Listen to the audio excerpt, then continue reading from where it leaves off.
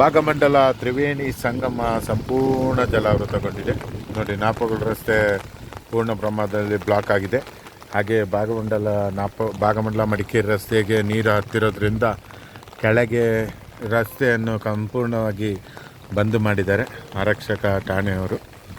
ಈಗ ಫ್ಲೈಓವರ್ನ ಮುಖಾಂತರ ಎಲ್ಲಿ ಬೇಕಾದರೂ ಓಡಾಡ್ಬೋದು. ಇದು ನೋಡಿ, ಭಾಗಮಂಡಲ ತ್ರಿವೇಣಿ ಸಂಗಮ ಸಂಪೂರ್ಣ ಜಲಾವೃತಗೊಂಡಿದೆ.